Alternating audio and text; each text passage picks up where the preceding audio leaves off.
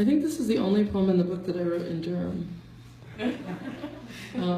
There's a lot of it, it's from when I lived in Brooklyn, and life was very different.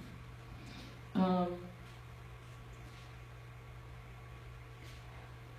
had a friend that asked me to participate in National Poetry Month, so like writing a poem a day, and it was very hard. I wrote for 7 days, which felt like a real human achievement, because it's not really how I operate.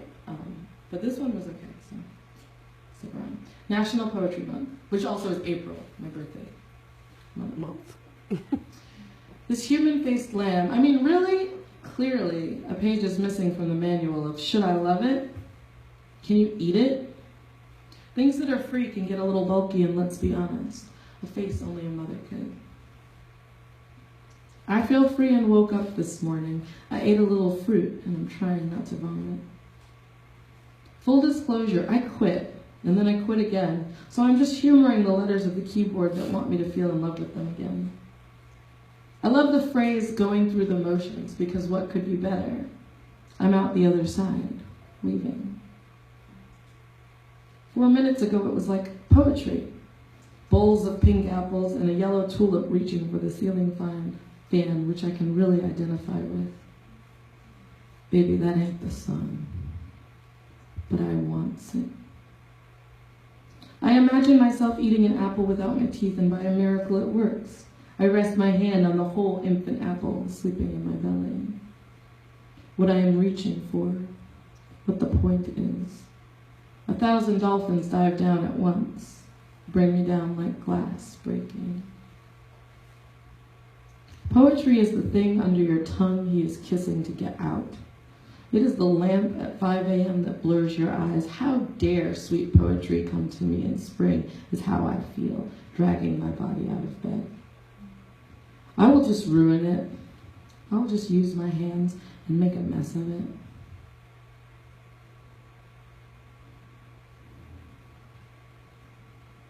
So I just have a couple more poems.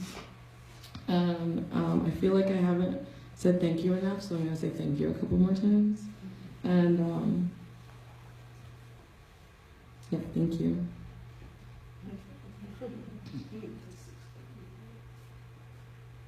6:30, right? I don't wake up at 6:30 anymore.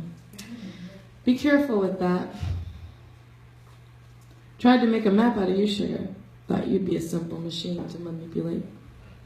I put my hands on the stars daily, tracking burns down the stairs.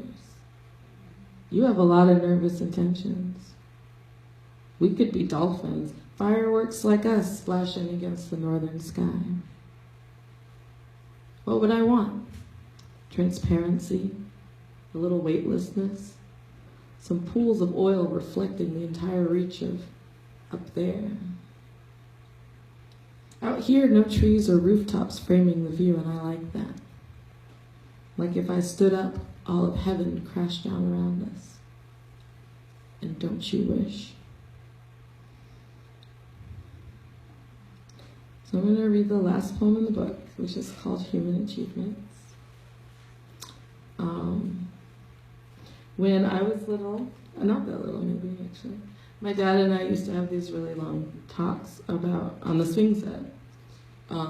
And one of the ones we talked about was kind of the conundrum of if you knew that you could like say you were a wonderful gymnast and you knew that you had like a silver medal routine, it's in the bag, you got it. But if you were to add this thing that you can like only achieve 33% of the time, and have a chance at the gold, do you do it? When you're, I guess your best is good enough, do you try to be better? And that's kind of stuff that I talk about in this poem. And in general, I think a lot of what human achievements, the idea is about, maybe. Human achievements. This morning I woke up and I only wanted to tell the truth. Like, last night was a total error in judgment. I'm mismanaging my life. I'd hire a replacement if one should apply. There are 2 girls inside me that have been killed, non-violently snuffed out by persistent doubt and reckless influence. I am taking my laptop to the tub. I'm going to write a letter. To my father, I will say, forget the medals. I went for medals. This letter becomes a book titled Continual Failure and Disappointment. My editor will rename it Human Achievements. My father will say, the gold, but really delights in the calculated leap. I stay quiet and swing low until the sun sets, and I feel free. Thank you.